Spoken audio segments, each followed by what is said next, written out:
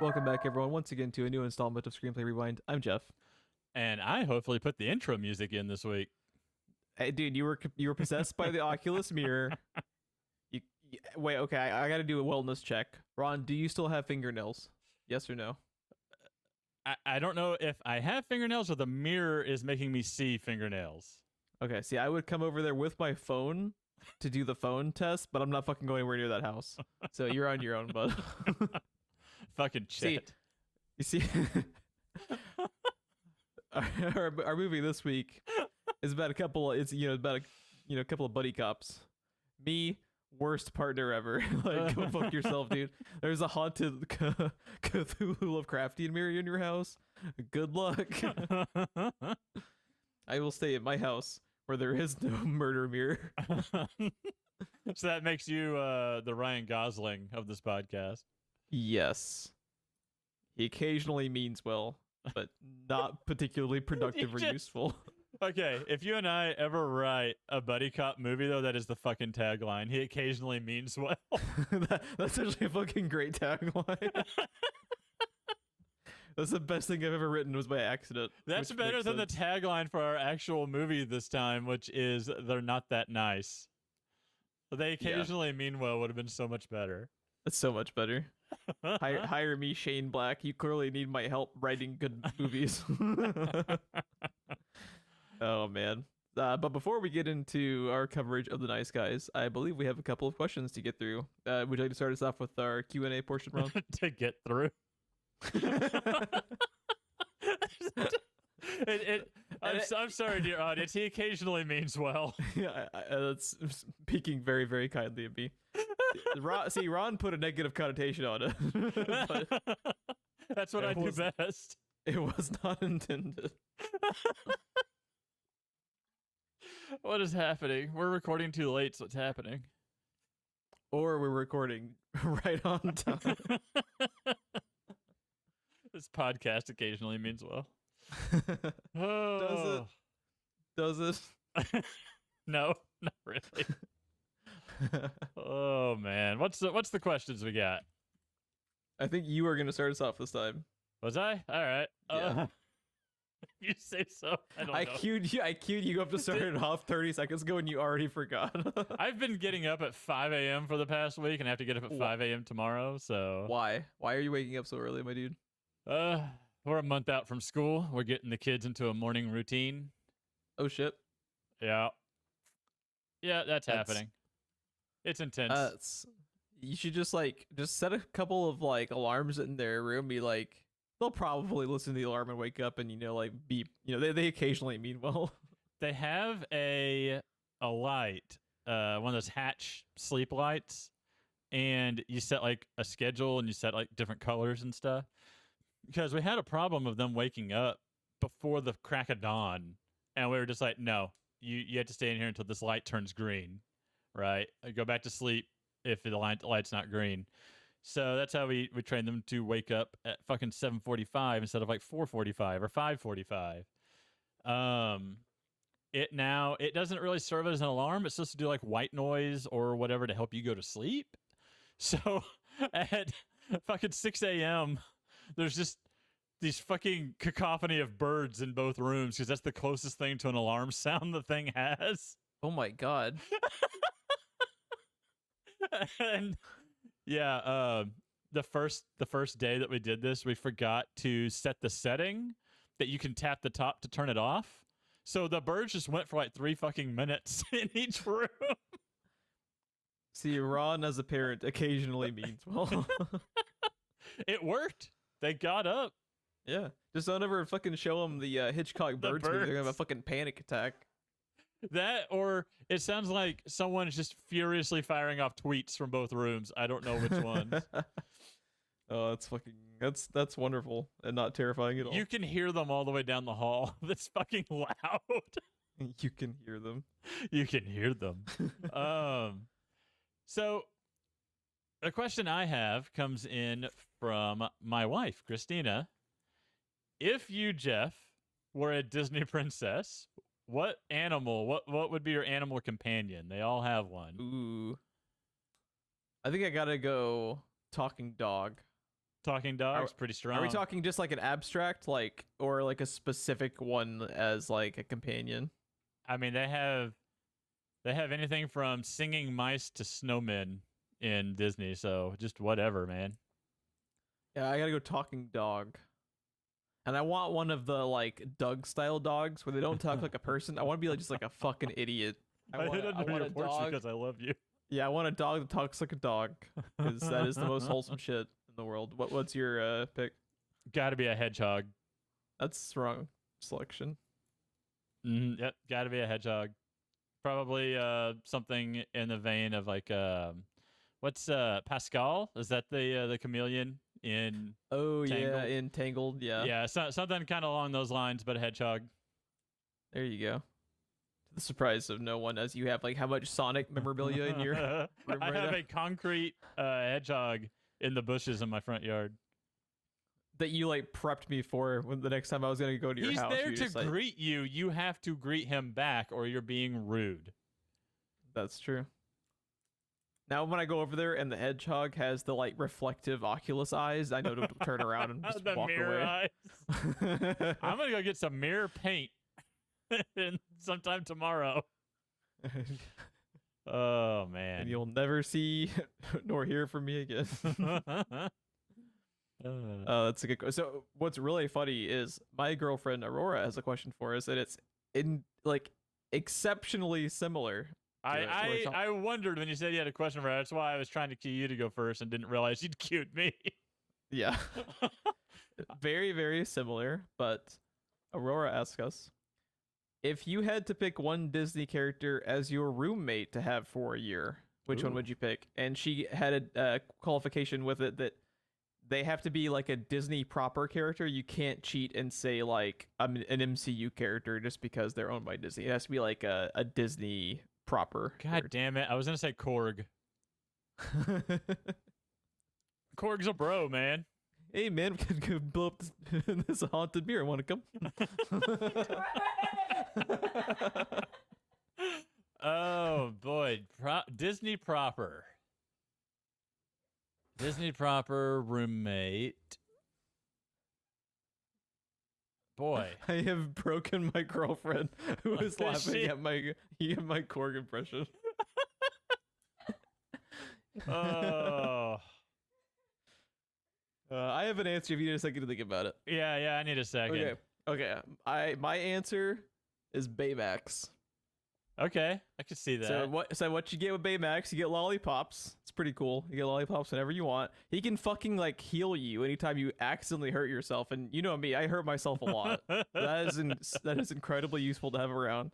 And if I'm ever like annoyed by Baymax, you just tell him to go lock himself in his like little fucking suitcase thing for like 2 days, and he's like the perfect roommate. Yeah, you just brought the room down, man. We were all on your side a moment ago. Jesus. You know what, Hey, Baymax? You get back in your fucking suitcase. You don't come out until I fucking tell you you can't. If you watch the show, he does his like shut himself down and recharge and shit. You know, he's just like, hey, Baymax, you're being kind of, I love you, but you're being, you know, everyone's had that roommate where you're just like, man, I need like 6 hours to not hear your voice. You know, Baymax is the perfect roommate. Oh man. Does it have to be animated? Does it have to be animated? It's Disney proper. We are getting litigation in real time. Oh, She said it can be live action or animated Disney. Okay. I'm trying to. I'm scrolling through a list of movies to refresh my my list of characters in my head, but I ran across Three Musketeers, and I was like, "Ooh, Porthos! Porthos would be fun." Nice. Fucking Oliver Platt as a pirate musketeer.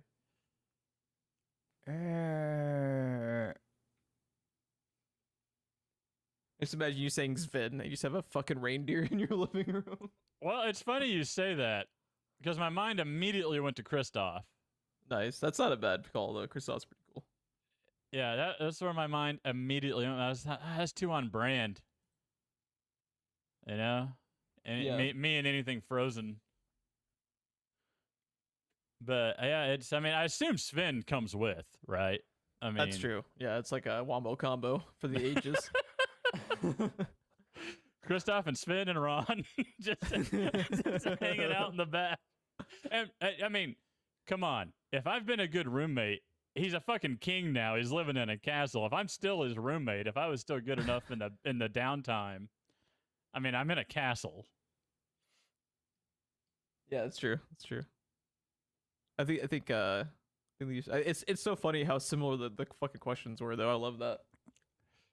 The other thing that I thought of, but I decided to not go that direction that I was going to ask, is I forgot that technically speaking, at least a good chunk of the Studio Ghibli movies are under the Disney banner in America. Are they really? I didn't know that. Yeah, Spirited Away is in a lot of in this list, and a lot of the Studio Ghibli stuff is because they distribute it over here. I guess that's right. I think that's kind of cheating though, because like distributing is different from like yeah, actually being involved in the production of it. Oh God, I just read the line co-production with Tapestry Films, and all I can think of is Indiana Jones going, "The Tapestries." But yeah, I think I got to go with Kristoff and Sven. It's got to be Kristoff and Sven. He's never gonna leave Kristoff. Oh, I'm sorry, he's never gonna leave Sven. So. Yeah, can't do it. Yeah. But yeah, we appreciate our significant others for presenting us for some partaking wonderful in a show they don't listen to. For accidentally having two incredibly. now you're bringing the fucking room down, man. I can do you one better. Oh God. My wife sometimes feels like she has a hard time staying awake while driving to work in the morning because she leaves at around the time I'm waking up, and sometimes she listens to our show to stay awake. And I was like, I thought you said my voice annoys you in light podcast. She's like, yeah, that's why I listen to it to stay awake. Dude. Fucking roasted. So yeah. Why is it just in podcast form? Like, how does that work? I think my voice just annoys her in general. She told me one time I talk a lot, and it's a lot to listen to. Interesting. # marriage. Look forward to it, buddy. Love and marriage goes together like horse and carriage. That's just she has like a fucking Pavlovian response to be annoyed to be awake at the sound of your voice. That's healthy. I told you I could do you one better. Oh man. Now I'm sad. Thanks for listening, everyone. Have a good night. I need Baymax to cheer me up. Where you at, bud? You sent him to a suitcase, remember? That's true.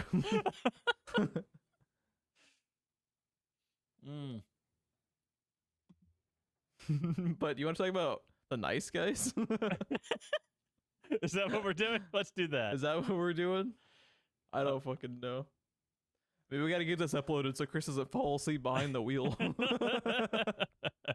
guess we better talk about the movie.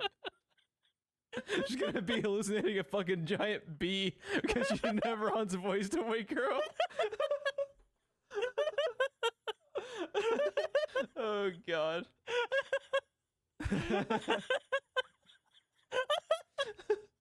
And now I have broken Ron. This is off to a fantastic start. Oh God. Oh my God. Oh Lord. I think that's probably where we have to end the show because I don't think we can top it. Oh God. Oh, this movie does fucking rule though. I fucking love this movie so much. The Nice Guys is fucking amazing. It's so like I feel like all this show has become is like, hey, you know that amazing movie that 15 total people in the world watched? Let's talk about it. Because like I was just looking through the Wikipedia and this movie cost like 50 million to make, probably not counting marketing, and only had 62 million return. That's so tragic to me, dude. Because this movie is amazing and it deserves so much more. I want more of this. So bad. Like you could have made with these two characters several movies or a TV show and I would watch all of it. Oh dude, could you imagine like a Prime Video or like Netflix series of or like, maybe make them as like, maybe instead of like a traditional TV show, maybe have even, you know, like a mini series, like a 5 or 6 kind of like like kind of like how Sherlock was, how they were Yeah. just like extended, almost like mini movies. You could do something like that. It's like, man, I want more of this really really bad, and it's really really sad that it's probably never gonna happen now. By the way, you made me curious, and I looked it up. The giant hallucinated bee is credited as Bumble. Yeah, because That's what like, Russell Crowe calls him. yeah, Russell Crowe calls him Bumble, and then Ryan Gosling just doesn't pick up on it at all because you never pick up on the weird shit that happens when you're dreaming. It's like really well observed. By the way, that was Hannibal Buress. Oh, I love Hannibal Buress. You ever watch him on the Eric Andre show? Uh-uh. They're fucking hilarious, dude. I only know him from the Spider-Man MCU series. I think he's like a war criminal or something. I don't know. And he was He's accusing Pete of being a murderer in the third one. Yeah. It was so good. He's hilarious, dude. You should check out. I think he even does like stand up. Why are you even here? You don't even have detention. I like to look at people in crisis or whatever. I like to sketch people in crisis. Yeah. And she like holds up her sketch or caricature of him. She's like, "That's you." Oh shit. Anyways, the Let's nice guys. Yeah, the nice guys. It fucking rules. Go watch it. Have a good night. But guys, is this your favorite Shane Black movie? It's like a tough call because he's made so many fucking amazing movies that are just like directly up your and I's alley. But I think this might be my favorite one. I think it is, but it just edges out a few others, and like it's like I don't know, man. That's a tough call, but I think it is. This is the one I've definitely rewatched the most. Let's see. I'm looking through his IMDb page. That's just what I was pulling up. I think this is my favorite, but you know what? Fucking Kiss Kiss Bang Bang. Kiss Kiss Bang Bang is so good. Very close because I love the fuck out of that movie. It's so good. I think that was Kiss actually Goodnight is really good too. And I think that was actually, if I'm not mistaken, yeah, Kiss Kiss Bang Bang was his directorial debut. Like that's insane. Like that movie is so fucking good for your first directing. I know obviously he'd been in the business for fucking ever because the man sold the script to Lethal Weapon famously when he was like 19 years old. Like it's fucking 19 writing Lethal Weapon. Like it's insane. And then The Last Boy Scout sold for like a fucking bajillion dollars because of how successful like the weapon does. His career is interesting when you just go back and like look at what he's done and also just like look at how choosy he is with his projects. Like for someone who started as young as he was and is as like perfectly good, you know, like there's the very few things on his IMDb page that actually stands out as being like bad. It's and he's very choosy. It seems like with his projects, like to only have 7 directorial credits, just 18 writing credits. Some of those are stuff in like production as well that haven't actually happened. So his career is very interesting to me. Speaking of things that are in production that haven't happened, did you see they're making a Doc Savage movie? I don't know if this is ever actually going to happen because Doc Savage has been tied to Shane Black for like 10 years now, and it just seems to never. They have The Rock cast on IMDb. Yeah, it might eventually happen, but that thing has been in production for so long. I'd honestly be surprised if it happens at this point. It says him and Anthony, what is it, Bagarosi, or the both the writers on it. That's interesting. Yeah, and with Bagarosi too. Bagarosi's this was like his first writing credit period because he co-wrote the script with Shane Black here, and he doesn't even have a Wikipedia page, so that's crazy to me. You'd think he would after co-writing this because this movie did not do commercially well, but it really did well with critics and has, to my knowledge, like a pretty extensive cult following just because it seems like everyone who has seen this movie absolutely adores it because it's fucking great. It's just not many people ventured out to watch it. So I clicked on Anthony Bagarosi on IMDb, and maybe he just hasn't taken control of his own IMDb yet, but he does have a page, and it says he's writing a Roadhouse remake starring Jake Gyllenhaal. I would watch that. That's very, very bizarre, but it's bizarre, but I would watch it. I would watch it. Doug Liman also associated with it as the director, so that could be an interesting project. I didn't even know that He was. fished for a word to call it. I mean, That'd be an you know how project. shit on IMDb that has Yeah. just the little film reel next to it. There's like a 1% chance that shit's actually happening. Right. That I kind Yeah. of want that to happen, even if it's a train wreck, just to see it. At the very least, Gyllenhaal is turning in like an Oscar performance because that man just like kills it in goes. everything. Yeah, he goes for it. Yeah. Like, come on now. Also, just like out of left field, like casting for it. I wouldn't peg like Gyllenhaal for that type of remake, but I'd like you said, I'd fucking watch the shit out of it because I trust these guys and love Jake Gyllenhaal. Let's see. Let's run through the cast. So obviously you have Ryan Gosling playing Holland March and Russell Crowe as Jackson Healy as the two leads. Dude, Also, there has been nothing better in the last several years than Russell Crowe just playing Russell Crowe. Like, that is what his career has turned into, and I fucking love it. Yeah, it's so funny because like his early career, it was just like Oscar nomination after Oscar nomination, and he was basically in just like art films. Like, they'd occasionally pop and be commercially successful like Gladiator, but it was mostly stuff like A Beautiful Mind, where it was these kind of more artistic takes, and then you could have had 20 years, and he's fucking Zeus in Love and Thunder. And you're just like, I love you, Russell Crowe, because he just kind of like signed on to like the Nicolas Cage approach, you know, and it was working for it. A lot of the actors of kind of like that age of like the 90s and earlier on are all cashing in on just being memes of themselves, and it's pretty much working out for most of them. Yep, it's true. I really want to see that new Nicolas Cage movie where he like isn't he actually playing himself or something? He's playing like a fictional version of himself, which sounds really want to see perfect. That. Yeah, I want to see that ASAP. I wish they would get away of movies that are dropped actually costing like fucking $20 or $25 to rent for the first 2 months they're on VOD. Because like I would drop like what is it, like $5.99? Like I'm kind of okay with that because that's basically like what you'd be paying to go on like a discounted theater trip. But like I would totally drop that for these movies I'm interested in, but it just takes so long to switch off of fucking like I'm not paying $19.99 to rent it on VOD for a day. Like this bullshit. The unbearable weight of massive talent. In this action-packed comedy, Nicolas Cage plays Nick Cage, channeling his iconic characters as he's caught between a superfan, played by Pedro Pascal, and a CIA agent, played by Tiffany Haddish. Yeah, all about it, dude. The unbearable weight of massive talent is absolutely a perfect title for a Nick Cage film of him playing Nick Cage. It's fucking awesome, dude. All about it. We need to watch that and probably put it on the show. Yes, like absolutely. I absolutely. Oh my god, is he really being Dracula in that Renfield movie they're making? Oh yeah, have you seen the pictures of it? Like no. There's actually photos. You got to look up. They released some set photos of him, and it's fucking awesome. Did you find it? I found it.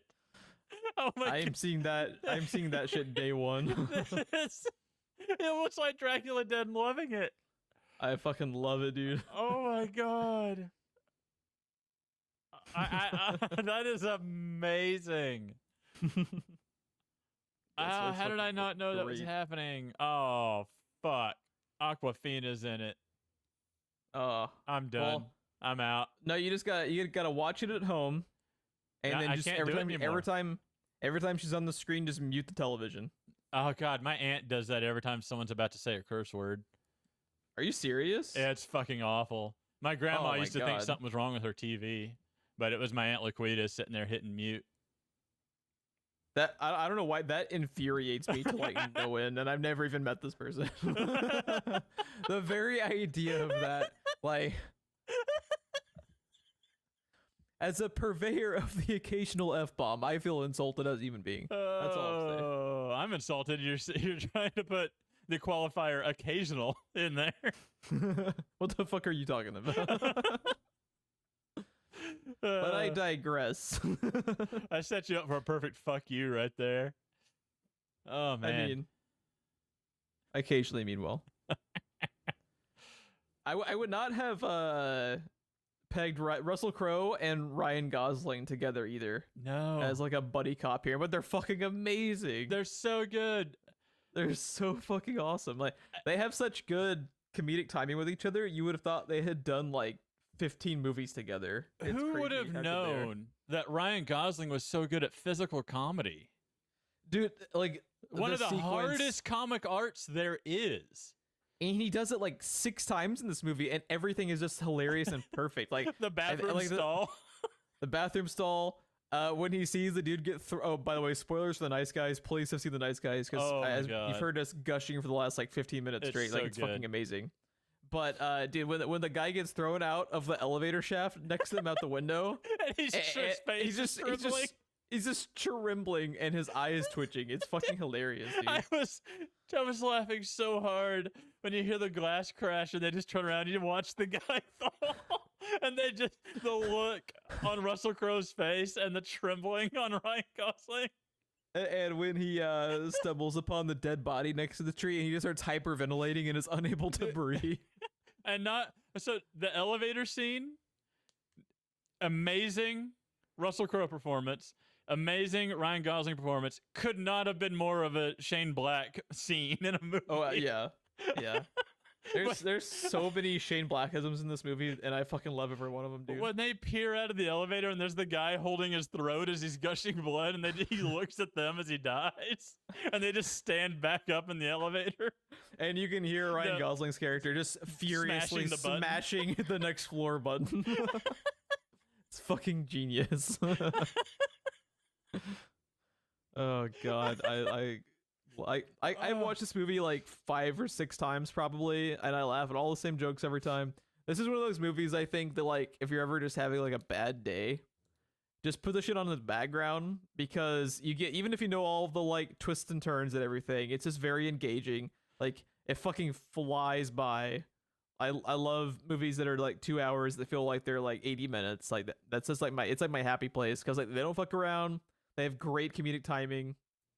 It's actually a pretty like compelling mystery too. Yeah. Like people a lot of the time like praise, like the comedic aspects of it, rightfully so, but it's a pretty engaging mystery that it's they're a legit trying to noir solve. movie, basically. Yeah. It even starts out with the narration from both of them. Yeah. And they're both great at doing that like very, very classic noir voiceover. Was it you? I saw this with in theaters. I saw this in theaters with someone. Yep, we saw it I think the opening week. Do you remember the audience's reaction to them throwing the body over the wall?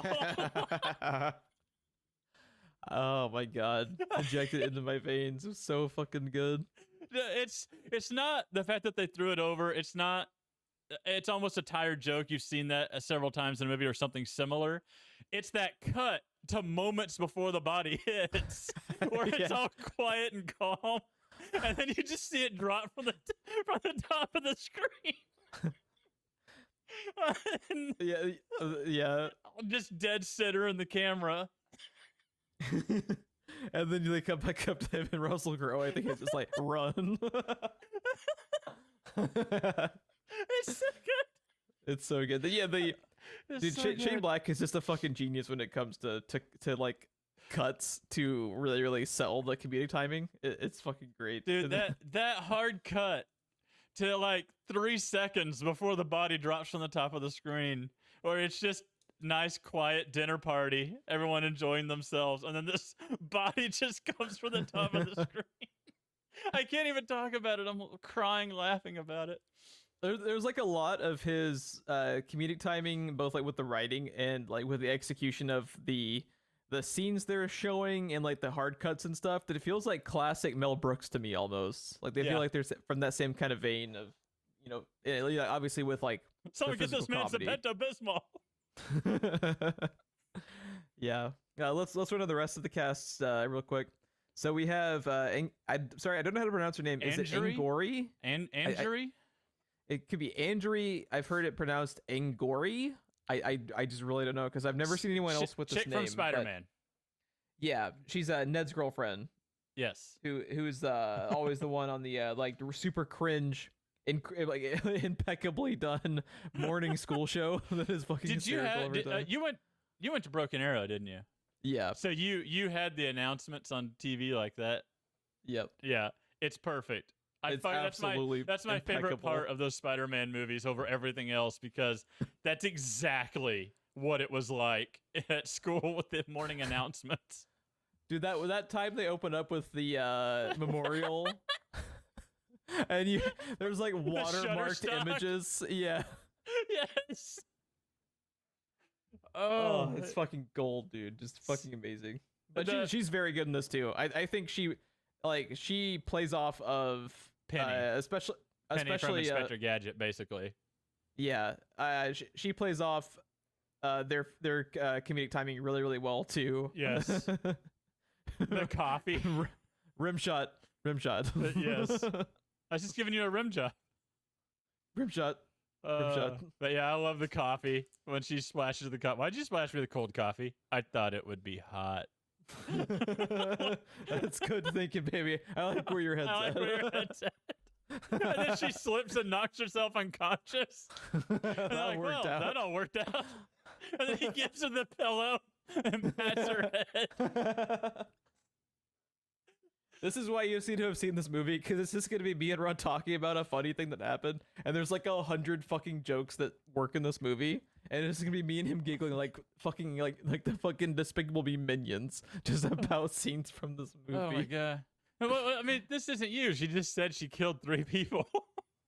I mean, like deep down, you don't know her upbringing. I think one's an accident, but 2 or 3. Oh, we got to get through this cast so we can actually start talking about the movie. I know. 30 minutes in, we haven't talked about the actual movie yet. Who would have fucking thunk that would ever happen? By now, Chris has already made it to work, and we haven't even talked about the movie. You're not wrong. That's about how long it takes her to get to work. You're not wrong.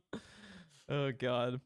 We have Matt Bomber playing John Boy, and Matt Bomber is fucking good at playing, like, just a creepy, sadistic-looking motherfucker who is just ready to kill, like, teenage kids at a moment's notice in this. Like, he reminds me of like a Renaissance Henry Cavill, basically. Yeah. He's been someone that people were, I think, pushing really hard to be Superman at some point, which I could kind of see. I could see that. Yeah. I would totally watch that. He hasn't been in many other projects that I've seen. Like, I think his most... Oh, he's very good. I have seen something he's in. He is Negative Man in Doom Patrol, in the new Doom Patrol series, and he's very good in that. So that is something else I've seen him in. But his most famous role outside of any of his like movie productions was White Collar, which I don't know if you ever heard of that show, but it ran for several seasons. I've never seen it. But is he like the main guy, or at least the guy that his face is on all the posters for? Yeah. Okay. Yeah, he was the main guy. That's where I've seen him then. I think that was the show that kind of like put him on the map. Most people associate him with. Because I wasn't familiar with anything in his IMDb, but I think if his face is in all the advertisements for White Collar, that show had the advertising budget of a Marvel film, I think. It really did. It was everywhere. It was everywhere. Yeah, it totally was. Yeah, he's very good in this, and his like mercenary character reminds me a little bit. Did you ever see Road to Perdition? Oh God, that sounds very familiar. It's based off a comic. It starred Jude Law and Tom Hanks, and it was like a 1920s gangster movie. This looks familiar. I'm looking at it on It's IMDb. a really, really, really great movie. But Jude Law plays like just a really sadistic, kind of unhinged serial killer character in it. Newman, Kieran Kieran Hines, Daniel Craig. What is this movie? Yeah, I should probably pick it for the show at some point, because from what I remember, it's been a while since I've seen it, but I remember being a damn good movie, and the cast alone makes it worth watching. Sam Mendes is the director. Yeah, it's fucking, and obviously Tom Hanks is good, because Tom Hanks is Tom Hanks. I love Tom Hanks. So yeah, it's fucking great, and I've seen this poster, but I don't know if I've seen the movie. I distinctly remember the poster with the Tommy gun and everything. Yeah, I remember it being great. I have not revisited it for a while, so it'd be a good one. I'll probably pick it for the show at some point, so you have an excuse to check it out. But yeah, it's got great performances in it at the very least. Another great performance in this, in like a smaller character, but you gotta love Keith David in this. When your movie has a Keith David v fucking Russell Crowe fist fight, is awesome. It's at the automatic at least 8 out of 10 in my book. Yeah. Anything with Keith David in it, especially Dragon Ball Evolution, my favorite performance. Absolutely, the pinnacle of not only Hollywood but this podcast as well. That's a fucking thing, and we covered it on this show. Yeah, we did. Why was Keith David in that movie? I mean, other than his mortgage payment. It's not gonna pay itself, man. Sometimes you gotta do Dragon Ball. Sometimes you do the nice guys. Sometimes you're in John Carpenter's The Thing. And then sometimes you're in Dragon Ball Evolution. It gets the bills paid. I want to say one of my other favorite performances, though, actually, is he in The Substitute? I'm pretty sure he is in The Substitute, the first one. I have a memory of, I don't know why I clicked him, and I could have just looked up The Substitute. I have a memory of him against Tom Berenger. Not familiar with that one. I've described The Substitute to you before, though. Yeah, you tell me about it, and it's sequels a little bit, but I did not recall. The Substitute 2 is actually my favorite in that entire series. It's a great action movie. No, I guess not. Did you dream it up? Think it was real? I must have. Was it Keith David fighting a giant talking bee? Another movie I would totally watch. Did you ever see They Live? No, I did not. I need to have They Live on this show too, so you have an excuse to watch it. But he's the second main guy in They Live, and that movie fucking rules because it's 80s John Carpenter. Fuck yeah, it does. Man, now I just want to watch They Live. Fucking great. Let's see if we missed. We have Margaret Qualley playing Amelia. Most people will recognize her from The Leftovers. I think it's probably the most notable thing she's done. Yeah, I wasn't familiar with anything she did, but I really like her in this. She's very good. I think she's probably going to start popping up in more stuff. Let's see, if she's actually projected to be anything in the next.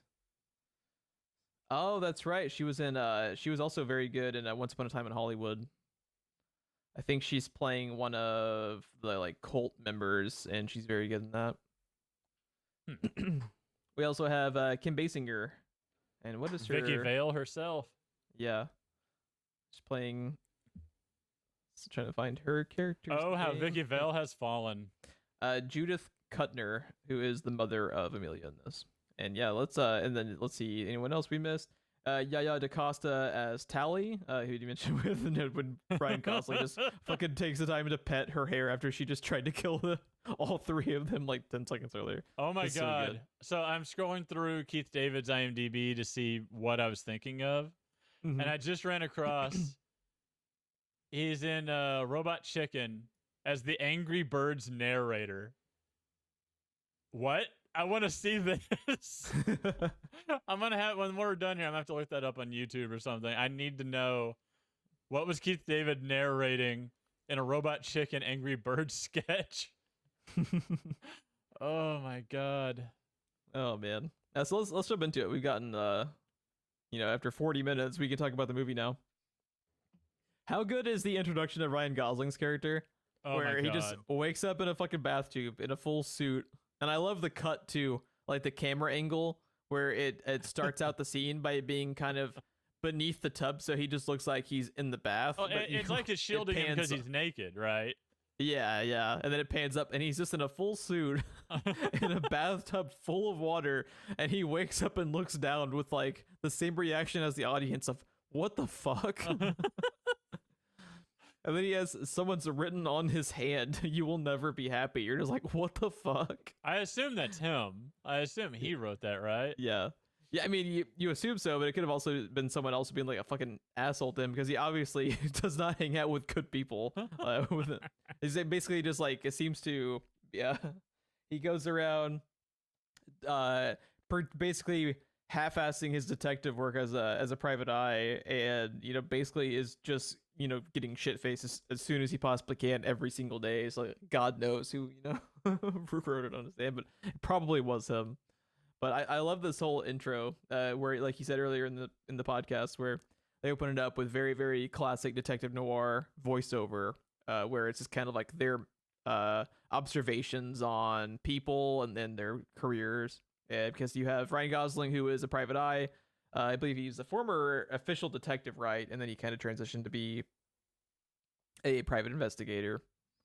Then you have Russell Crowe, who is basically an enforcer, and not like a mob level enforcer. He's basically like the Equalizer almost, where you hire him to do dirty work, whether it be breaking Ryan Gosling's arm or dude, that scream. Yeah, that's another thing, dude. Ryan Gosling is fucking hysterical. Every like Jesus. every time he does that, I laugh. He's fucking amazing. Because I already kind of liked Ryan Gosling. I think the first time I ever started to like him was he's very good in the movie, what is it called? Crazy Stupid Love with him and Steve Carell. And he's really funny in that. But I never knew he had like such comedic range as he would, eventually show in this movie. It's just fucking insane. If someone would even just rip off even just one of these characters and do their own thing with their own version, but hire either Russell Crowe or Ryan Gosling, I would be there because they were each just so good. Yeah.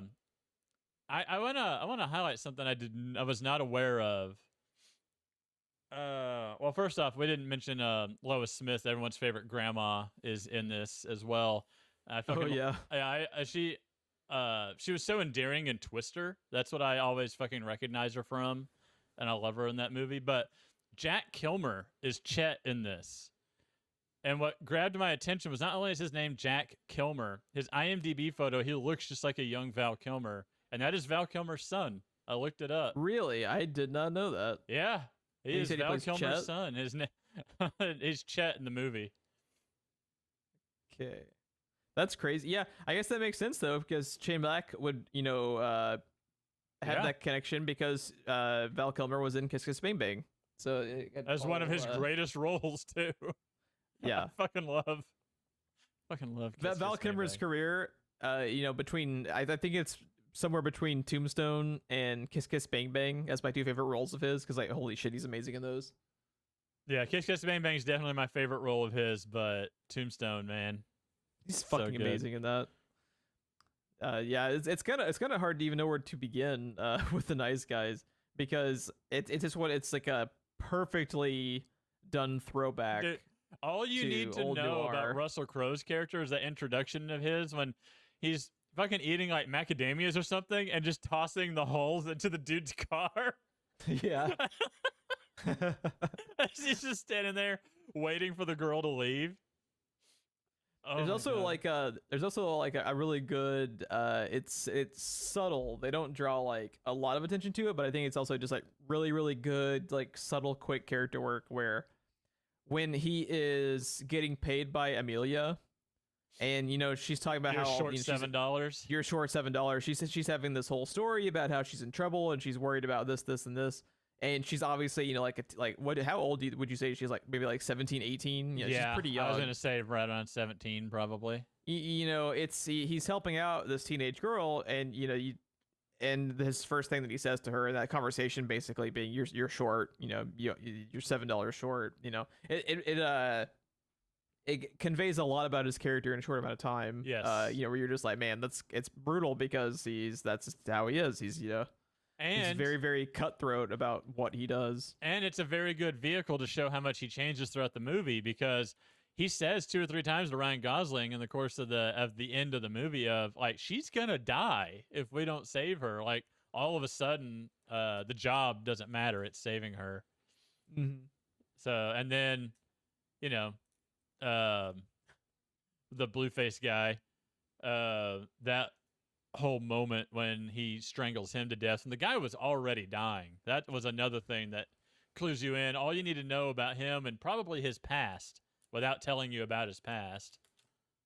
Yeah. because you really don't learn much about his past. You really, Really, all don't. they- But they Really, all they do ever talk things. about, like he talks about how he grew up like a hard life when he was younger because he was in the Bronx. Basically, they don't like come out and write and actually say it, but you basically get the impression he was like a mob enforcer, probably like a low level enforcer to some extent, just because of the way that he's so good at not only just beating the shit out of people in this movie, but the way that he goes to Ryan Gosling to basically get like a quick message across. Did you get the message? And he has this whole thing back and forth where Yep, he's got it. basically yeah. Yeah, he's Um, a brutal dude. Yeah, the other thing they do really good with his character is when he's telling Ryan Gosling the story of him saving the people at the diner, what he is telling you is very different from what they are showing you. Because he doesn't just stop the guy and take him out. He goes full Vin Diesel from the first Fast and Furious in the guy's face with the shotgun. Oh yeah, Like he doesn't just stop him. Like he's working out all the rage he has about his childhood or something on this guy's face. So they do such a good job of basically conveying both characters to you without ever going into the background or anything, and just staying on focus, on topic with the story of the film, and not wasting 20, 30 minutes to talk about their background and it not really matter that much. yeah, and just like in that moment, how he talks about how Respects the his- viewer's time is probably a good way to say that. yeah, and it also just perfectly like conveys how he looks back on this moment that happened, this thing at the diner, and he says it's like it's the best day of my life, and even in that moment when he was a hero and saved the day, he went too far, Right. and that's like a really really defining factor of his character for the first half of the movie, like you said, until he eventually changes. And like that moment where he decides to like not kill John Boy just because of Ryan Gosling's daughter in this it's a pretty cool character arc, to actually have like pretty interesting like character development in a like buddy cop noir movie is rare, because usually the detective character is static. Usually Right. they do not change. Usually it's purely them being the kind of audience stand-in to basically like funnel through like the mystery, like in how like Benoit Blanc doesn't change. You know what I Right. mean? He's like just the sleuth to kind of like move the movie along instead of actually having like an arc to him. So the fact that these characters do change, Russell Crowe more than Gosling, but it is interesting that they even take the time to do that, because the genre is not known for that, and no one would have batted an eye if they didn't have character development for them, because that's usually not the point, like you said. It's just cool. Are you saying my daughter is dead? Yes. Dude, that scene at the beginning On the mantle? with Fred. Yeah, oh my god. It's like, so when's the last time you saw him? I think the last time I saw him was the funeral. You don't say. Oh my god. The way that they cut over and show the fucking urn, dude, and Ryan Gosling's reaction to it is fucking priceless. Oh my god, I love it so much. There's still, anytime I think of this movie, the first thing that pops in my head is that bathroom stall. Oh yeah. I just cannot get that out of my head. Turn around. There's a mirror here, right? I die laughing every time because I always forget about the mirror. I always forget about that because the angle cuts it off of screen. And then Russell Crowe turns around, and the next time you see Russell Crowe, he's looking into a goddamn mirror. So close your eyes. Close your eyes. All right, turn around. Can I open my eyes? Yes. That's so good. fucking good. I love it so much. Dude, how good is the scene where they're at the party? And the first thing he does is Holland gets fucking just absolutely shit faced, and when they show like the mermaids, and you see Ryan Gosling In swimming the after a few background. seconds. Yeah, It's so good. He's like in his underwear too.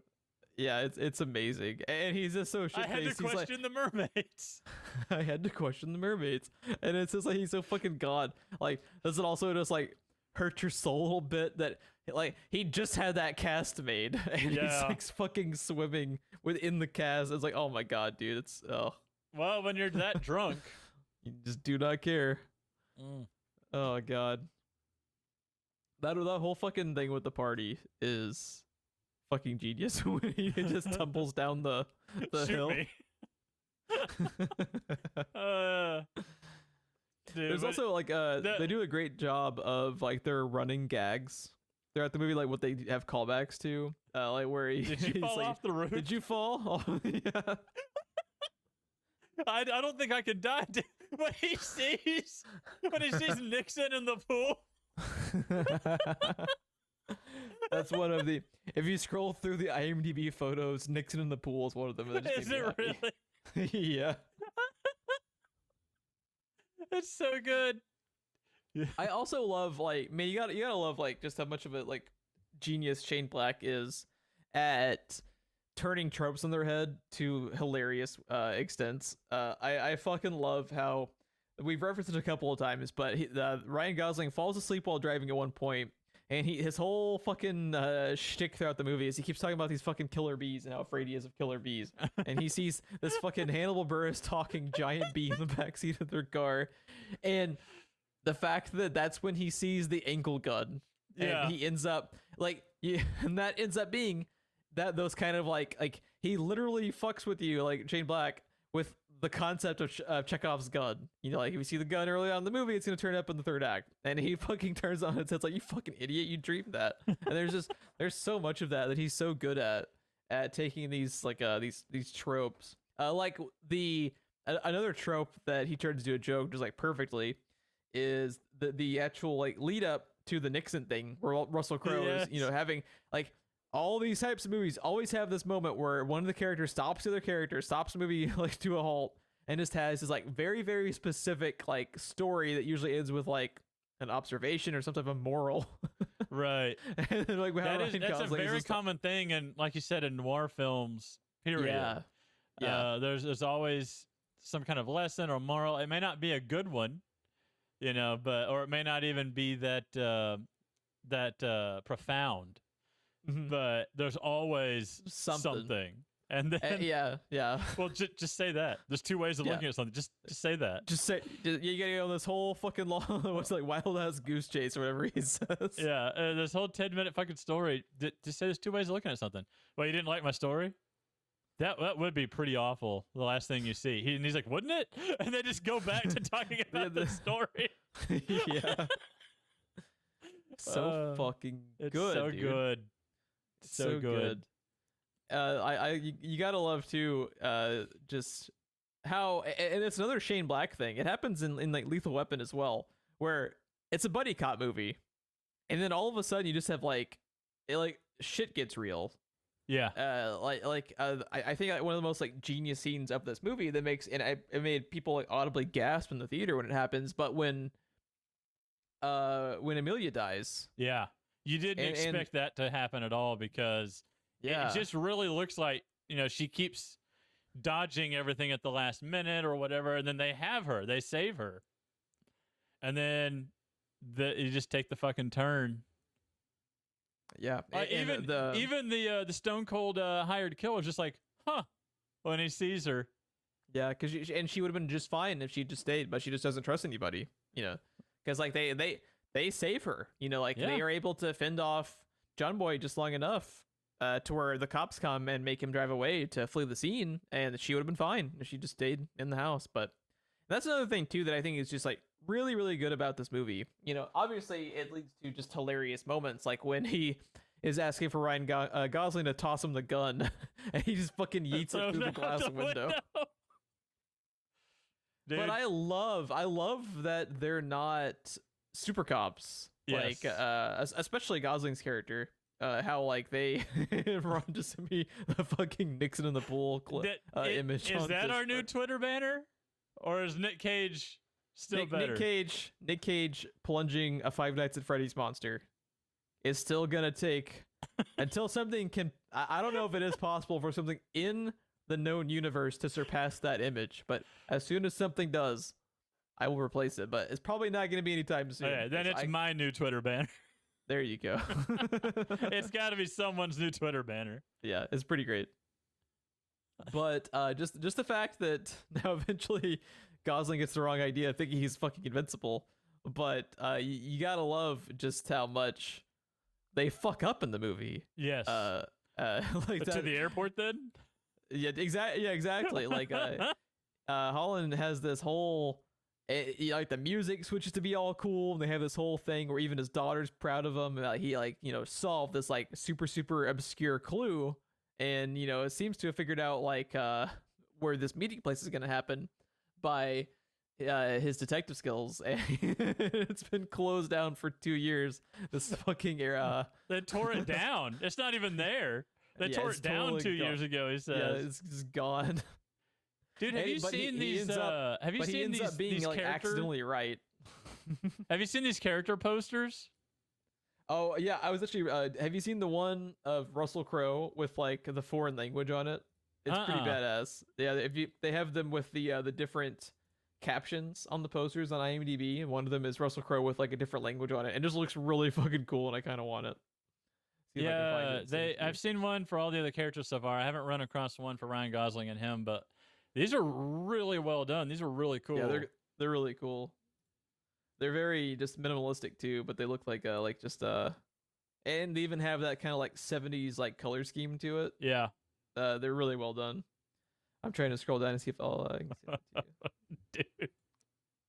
Hold on. Here you go. I'm sending it to you now. Like, just tell me how fucking like perfect this is. It's so good. It's a shame that you should be fucking goddamn. We have our own show going on over here in the Discord. Yeah, we have our own show going on in the background. It's fine. Chris is at work. Our job here is done. Our job here is done. But yeah, I will try to find it for you. Oh my god, it's towards like the bottom. But they have these character posters, and isn't like Russell Crowe like holding like the shotgun or something? Yes. Yeah, he's got like the sawn off. He's got the sawed off over his shoulder, and he's got the brass knuckles in his other hand. Yeah, it's fucking great. There you go. Send it to your phone. Cool. Yeah, it's interesting that this movie just like I was talking about how it just kind of shit gets real. I think that's like a really important distinction for like the third act, because like once Amelia's character gets shot, and the way that they frame her getting killed is like just really cold. It's so too. Breaking, and yeah, it's so there's something about being at that distance with that camera angle that just makes it so impersonal, which makes it really hard to watch, because the whole movie's been about Amelia, and you thought that they did it. You thought that they saved her. And then just from a fucking mile away, you just watch her get shot. Yeah, it's so just relentless, and yeah, like, it's hard to watch. Most movies like that, because you've been with the character, like you're there at their death. This one just feels like you're so far away from the moment when it happens. Like I said, it's just so impersonal. It's obviously not, but it's almost just like a random act of violence, Yeah, and it also like really ties in well to the way that Russell Crowe and Ryan Gosling would react to it, because you feel like helpless through like how far away it is, and man, it's tough, but I think it's really smart, because it establishes for the third act action sequences and stuff that still have jokes and stuff, but you're just like, man, people can die, like it's not just the kind of like extra characters that have died to kind of funnel the mystery forward that are people can get killed in this, and I think it really, really expertly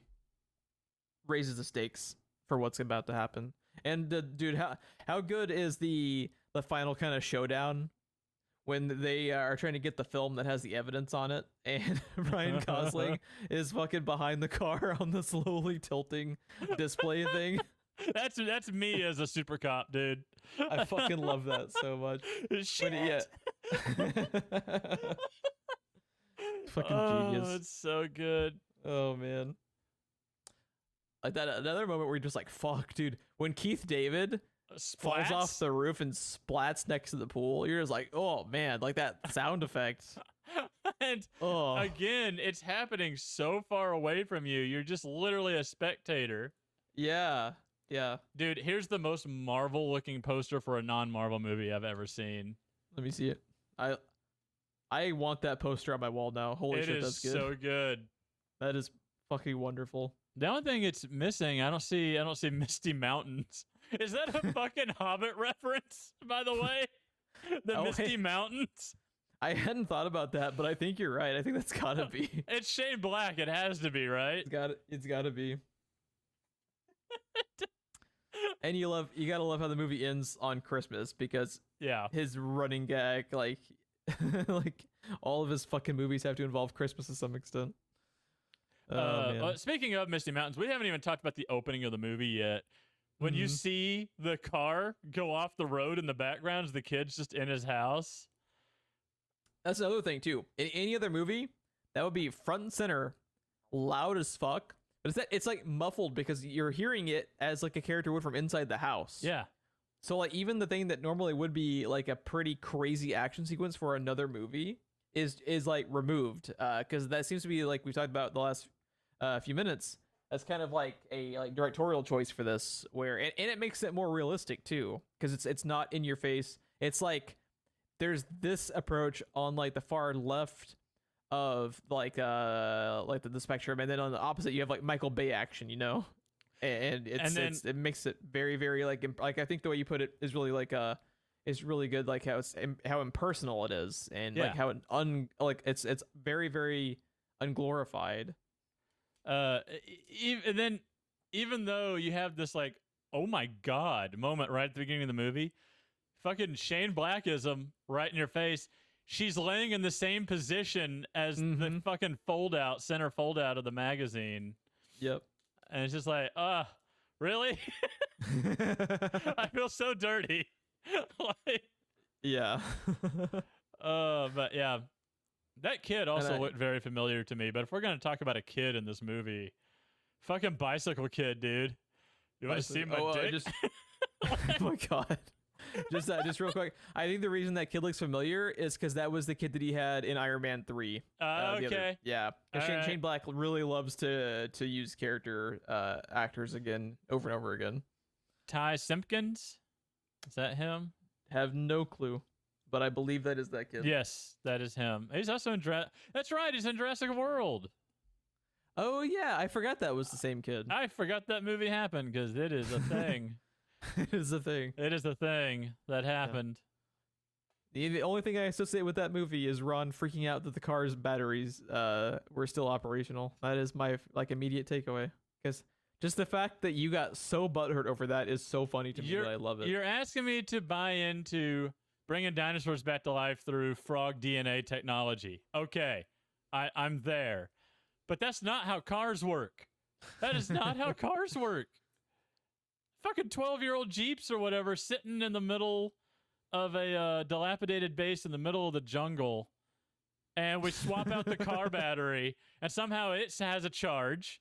The fuel lines still work. The fuel's not sludge in the tank, and the fuel pump's not full of sludge. That's what you're telling me? The spark plugs still fire? The electrical system's not all fucked up and chewed up by critters? Come on. Are you telling me that Jurassic World doesn't follow reality? Because I'll turn this podcast around. Fuck Come on, man. That movie and their Jeeps. fuck it with their Jeeps. Someone needs to pick that movie for Friends and Family Month. It's gonna be me, and you know it, because I plan to do Jurassic Park on this show. Oh, like a full series run through. Probably because I want to defend the second and third movie, and while Jurassic World for some reason seems to be one that people really like, I have a lot of issues with it. So all I remember people talking about was the way that you freaked out about the car batteries not working. People got really upset heels over the heels. I'm just like, really? That's the hill you're gonna die on. That's the hill you're gonna die on. Yeah, that's the hill. Yeah, exactly. Like, come on, man. Yeah, come on. What are y'all talking about? Okay, I've watched enough stupid movies with main female leads that have to always be in a dress and high heels, that doesn't bother me. Because it seems like every movie out there has someone running a marathon in high heels for some reason. Yeah. And I'm not saying it's not dumb, because it is kind of dumb, but like people just got so fucking bent out of shape over it. I'm just like, yeah. The part of that I don't understand is she's running from a T-Rex. That, like, I know you make fun of me in the Jeep, but there's no dinosaurs actively in that scene with the fucking Jeeps. But she's actively running from a T-Rex in high heels, and the issue they have is the goddamn high heels, and not the T-Rex, not the reason she's running in high heels. yeah. I don't get it. But let's get back to talking about the movie we came here to talk about. I want a Shane Black Jurassic Park movie. That's what I want. I'd watch that. Oh, I'd watch that just immediately. Didn't you also his Shane Black's Predator movie also got a lot of flack. I liked that. I thought it was fine. I liked that movie. That movie is not, the next fucking like Schindler's List or anything. It's not like a fucking masterpiece, but like I thought it was fine. It's a fucking Predator movie. Like what more is it supposed to be? It's more like, Shane Black, it's more Predator, it's more Shane Black characters. Yeah, like I didn't see. I did not. Now that they had it's not some my like, pretty... favorite in the series or anything. Oh yeah, but... by no means. It's not a classic like the first one is, but you're not gonna like fucking recreate the wheel in the what was that like that fourth or fifth Predator movie? Like it's not gonna happen. And that's not even if you're counting AVP and AVPR. True, yeah. I did not get the fierce like vitriol that people had for that movie. I thought it was fine. I'm just also always in the bag for more Shane Black characters. I mean, also, you had to know what you were in for with Shane Black being on the title card going into that movie, So yeah, it carries with it like its own tone, and that's exactly what it was. I showed up for a Shane Black movie as much as I did the Predator movie. You know what I mean? Yeah, and they gelled really well together because a lot of those characters, the way they interact in the original Predator movie, like. Shane Black's fucking in that movie. Well, like he gets that franchise. Here's the thing. They're gonna make a Predator movie because it makes money. So the only way that you, like you said, can reinvent the wheel, the only way that you can jazz up a Predator movie, since the Predator's the same concept over and over, is the characters. And what is Shane Black really good at? So, Yeah, and the motherfucker, like, Shane Black, like, I'm pretty sure did some uncredited rewrites of the original fucking Predator movie. He's in it! Yeah, he's not only in it, but he actually did some, I think, rewrites for it, and, like, ghost wrote for it a little bit, pretty sure. And it's just like, come on, man. Like, it's a Shane Black Predator movie. Like, speaking of shit that he's written, I want to get The Long Kiss Goodnight on this show sometime. Yeah, you should. I need to watch that again because it's been so long since I've seen it. I don't remember it that well, unfortunately. Yeah, it's a really good movie that I feel like has been kind of forgotten. Yeah. Do you ever feel like a lot of movies from that time period have kind of been like lost to time, like those kind of like mid to late 90s movies that are much better than people like remember or give them credit for, that have just kind of like been shuffled aside? Like I can't think of like multiple examples, but it just feels like you look back at a lot of movies like that happened around that time, and it's oh yeah, that was really good, and for some reason people kind of forget about them. A lot of them, to be fair, were probably kind of forgettable. That's when you really started seeing. I mean, Hollywood has always worked in waves of kind of whatever's hip or trendy, right? But the Long Kiss Goodnight came out during the wave of like assassin movies that were coming out. True. Yeah. And oh my god, Gina Davis as a fucking amnesiac hit woman, and then fucking Samuel L. Jackson as the buddy in the buddy cop thing. Yep, it's so good. Yeah, we need to revisit that for sure. I also like man, like the ending of this movie too, when they set up like that they're gonna have like they're basically buddy cop PI firm together. Yeah, it's like that hurts because I want it.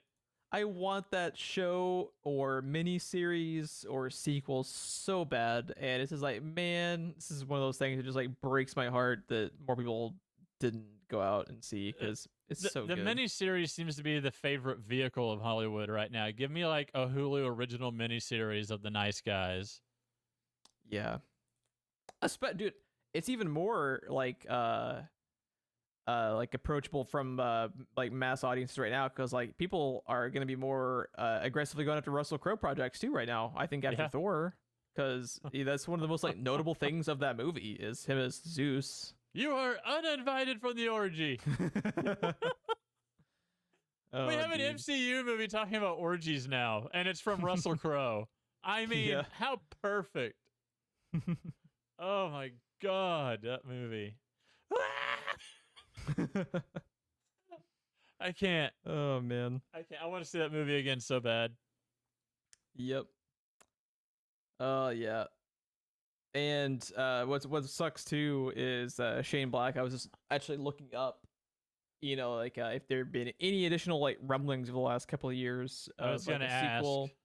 Yeah, it looks like there is no green light, no script in development or anything for a movie, but Shane Black has been on record that he would love to make more movies with those two guys. I'm pretty sure Ryan Gosling and Russell Crowe, or at least one of them, has said that. It seems like I remember saying that they would be totally on board. Because one, it's a paycheck, but two, it just feels like when you watch this movie that they just had a shit ton of fun making it. Yeah. Just watching it, it feels like they had a ton of fun making it. So Man. yeah. And if you look through any of these photos of like the premiere or anything, it's just everybody is just like laughing or smiling their ass off. So it just seems like everybody around this movie had a really good time with it. Yeah, absolutely. And I think it's gonna be one of those things to where they probably never come back around to this project, but at least like this movie is just like perfect, and you can always revisit it over and over and over again, like you and I have, and it just never like loses its steam for me. I always just have a lot of fun watching it. Obviously, like it'll never hit as like man, like you and I were like busting out laughing in the theater. Oh, I when we was saw laughing this. so hard, and we weren't the only ones too. It No. wasn't like in Thor. It felt like I was the only one laughing at the goats. Like this movie. Oh, really? Like in our Thor showing, Yeah, like half the theater was laughing at the fucking goats like every time. I was one laughed of them, dude. every time, and I Christina laughed just every wanted me to time. shut up because I was the only one laughing. I laughed every time. Oh, dude. But this movie, it's laugh out loud funny. It's got a really good mystery happening, right? A really good plot. Everything, all the twists and turns you expect from the genre. It's got comedy. It doesn't have a whole lot of action, but the action it has is done really well and believable at the same time. And yeah, not even a lot of gore. It just sets up the elevator scene, probably with the dude walking around the slashed throat. Did you see? Dude. I sent you that, by the way, in the Discord. Yeah. Them Yeah. just leaning out of the elevator. and also just like one of the like best instances in this movie. I talked about earlier about like Shane Black, just like and we've talked a lot about Shane Black. We got to give some love to what was the name of the co-writer's name? Anthony Bagarozzi. Yeah, you gotta give him some credit. Gotta get him some credit too. But like that fucking scene where Gosling is breaking into the door and he knocks out the glass and it's just bleeding profusely, and that fucking hard cut to him in the ambulance is gold. And he's just all laid out. Come on, stay with me. The hard cut not only to the ambulance, but then to him being wheeled out of the hospital, drugged out of his mind. And like the nun thinks he like tried to commit suicide, right? Because his wrist is slashed. He's like, "Will you find God? I'm trying to find Amelia." And then when you talk to your doctor, you're gonna want to tell him you have a spiral fracture of your left radius.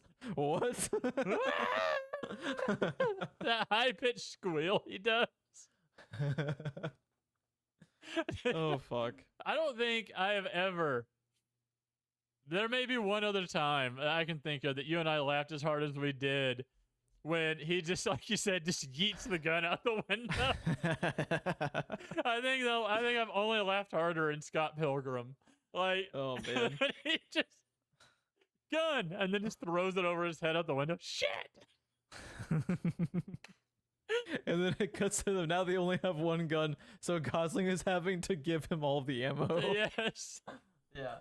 This is fucking genius, dude. Oh my god. Oh my God, god. this movie is just amazing. And even if you listen to this podcast having never seen the movie, I think you will still laugh at everything that you're supposed to because it's just fucking well done. It's just a fucking well done movie. I think I've kind of touched on all my topics. Did you have anything else that you wanted to touch on before we started our sign-offs run? Yeah, no, I think we've covered pretty much everything. Everything I've got anyway. Yeah. Probably the best. Did it bring back any memories seeing that old Christie projector, by the way? Yeah, dude. Because we were back both to our time. projectionalists. Yeah, back to our time as projectionalists. Fucking Chet. Fucking Chet. Fucking And here's also the thing. just, like, Here's the secret about being a projectionalist as well. You always worked with a Chet. oh yeah, there's always a Chet. There's always a Chet. Yep. That's the tagline for the movie we're gonna write. Actually, there's always a Chet. There's always a bigger Chet. Oh man, but yeah, this is probably my like most glowing recommendation I can give for this is actually a movie I own on Blu-ray, and I don't own many things, so that tells you all you need to know. But yeah, Ron, before I do all the sign-offs and plugging all of the social medias and everything, do you want to talk about what we're going to be covering in the next episode? I think the movie that I am picking, I'm picking it because I believe it is grossly underrated. Okay, I'll be the judge of that. Yeah, you probably will be. Oh no, what have you done? Well, it got a lot of flack even before it came out, and people that I hear complain about it the most when I ask them if they've seen this movie say "fuck no," and I'm like, then what the fuck are you complaining about? Go see it. And I just think there's no reason why we can't live in a world where Skyscraper exists. Oh, okay. I am a fan of Dwayne "The Rock" Johnson, and when you tell me, well, it's just fucking Die Hard with The Rock, yeah, sign me the fuck up. It's a pretty good tagline. That's a pretty good combination right there. A pretty solid elevator pitch. Yeah, and unlike Bruce Willis in the movie, he's got a fucking weakness. Yeah, he used to be Special Forces, but he's an amputee. That's why he's not in Special Forces anymore. And that comes into play in the movie. So yeah, I have not seen it. So there's actually one you I think went with your dad and saw it, and you guys both had talked to me, about liking it. So it's been on my radar. I just have never gotten a chance to check it out. So I expected it to be a lot dumber than it is, and there is some dumbness with the plot. But I mean, the shit that happens in this movie, I mean, I'm on board, and I think overall, I think you'll have some problems with it, but overall, I think you'll like it. And anyone that I talk to about this movie, they're like, "Man, that movie's fucking stupid." They're like, "Well, what was stupid about it?" "I don't know. I didn't fucking see it." "Well, then go see it and tell me how stupid it is." Like, yeah, that always drives me crazy. like people are just because it was the premise was Die Hard, but with The Rock. For some reason, that means this movie shouldn't exist, and I just don't understand. What's also weird too is like usually the movies with The Rock don't have that kind of immediate reaction of negativity. Even stuff like, oh god, what's the video game movie he's in with the giant kaiju? Rampage? Yeah. Even with Rampage has like a pretty warm reaction to it overall. I'd say it's not gonna have like an amazing like Rotten Tomatoes score or anything, but you don't really hear people like going after Rampage, but people went after Skyscraper. So people went after Skyscraper because it took itself serious as like a serious movie, which I mean it is, but it's a good action movie, and Rampage knew exactly what it was and leaned into that real hard. And I think it being kind of meta about itself is the reason people warmed up to that movie. That movie is also in my list to be on this show because the fucking Rampage movie is so much better than any of the Godzilla movies we have gotten recently. Yeah, it really is. It's ridiculous how good of a kaiju movie it is because, I mean, I don't know if you've heard, Geoff, but it has fucking kaiju in it. Unlike the goddamn Godzilla movies we've been getting. Yeah, I am also Team Rampage. I like that movie. Yeah. And it's got Jeffrey Dean Morgan. Every movie's better with Jeffrey Dean Morgan. Jeffrey Dean Morgan at his Jeffrey Dean Morganiest. Yeah. Oh my god. I mean, not quite Negan level, but pretty fucking close though. It's pretty fucking close. Pretty fucking close. Oh, it's so good. But yeah, Skyscraper is our next film. I'm looking at it on Just Watch. It's Fubo and DirecTV subs, but it is available to rent at all the usual places. 4K, $3.99. Yeah, that's I usually just rent stuff through Apple for like $3 or $4, whatever it is. Yeah. So yeah, I'll be checking it out on Apple. Yeah, I am glad to finally have an excuse to check it out because after you had highly recommended it, I'd always meant to go back and check it out, just never got around to. Yeah, so, you were check out. You were in the midst of of The Rock burnout because he was in like 2 or 3 movies a year for like 5 years. So. I think it was more like 10 years. And there was like 3 movies a year. But actually, I never had as much of a problem with The Rock in the like summer action movie burnout phase. My issues arose from him kind of like selling out and being in like every fucking kids movie there for like 4 or 5 years. Like remember like the fucking, was it Tooth Fairy? Well, that Race to Witch Mountain, and he was just in like every fucking movie like that. I'm just like, come on, man. You were in The Rundown. You were in Walking Tall. Like those were like cool movies. I know for a fact Tooth Fairy was his WWE days, and they all do that. That's like part of being in the WWE. No, Tooth Fairy was after like The Rundown and Walking Tall. Tooth Fairy was 2000. Yeah, Tooth Fairy was 2010. There's something he did that's like that because like Hulk Hogan had like those type movies and stuff. Oh yeah. Yeah, and I mean, like, and then more power to him because it made it like it bolstered his fucking brand even more because now even little kids like him because of that time period. But yeah, like I like The Rock. Fucking Vin Diesel had one of those movies. I had to screen it. I got I got paid to watch that movie, and I wanted to fucking walk out. Well, yeah, I remember that movie. Hold on, we're not leaving here. He was like a babysitter, right? Yeah. Vin Diesel. What the fuck was that movie? God, what? The Pacifier. The fucking Pacifier. God damn it. Oh my god, that movie.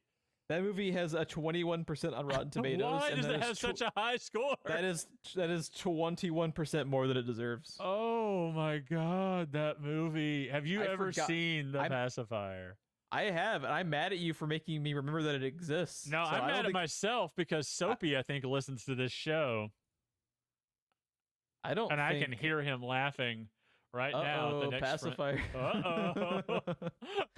I don't think I can continue the show now because now there's a chance that someone on Friends and Family Mode is going to put the fucking pacifier on this podcast. Is prepare for bottle. Are you serious? I'm fucking done. I'm going to bed. Someone got fucking paid to write that, dude. What's worse is someone greenlit it. It wasn't even Netflix. So tragic that we can't get A Nice Guys 2 greenlit, but the fucking pacifier happened. Oh man, that's what makes me sad. Okay, let's get the fuck out of here. I'm already fucking depressed enough now.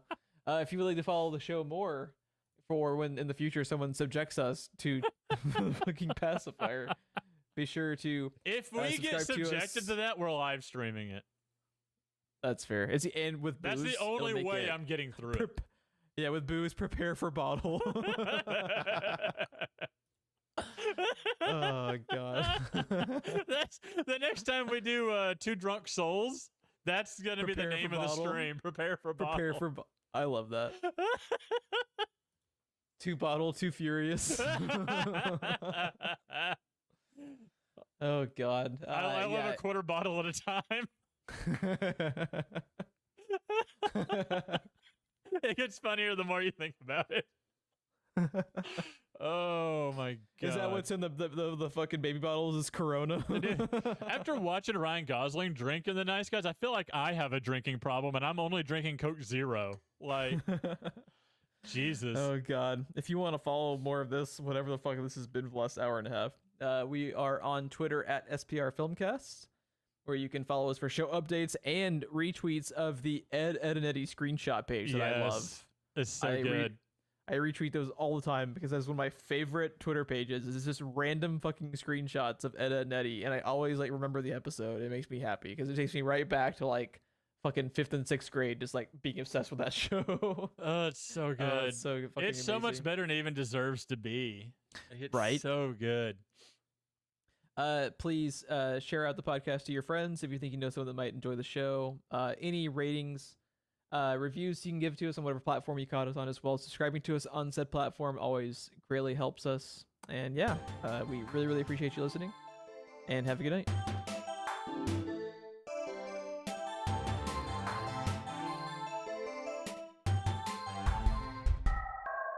If Soapy messages us like anything about the pacifier relating to it at all, I'm sending run. him the image of Russell Crowe and Ryan Gosling leaning out of the elevator. That's awesome. That's my plan. That or Oh, Richard shit. Nixon. I don't know which one. The fucking Nixon thing. God. So perfect. good.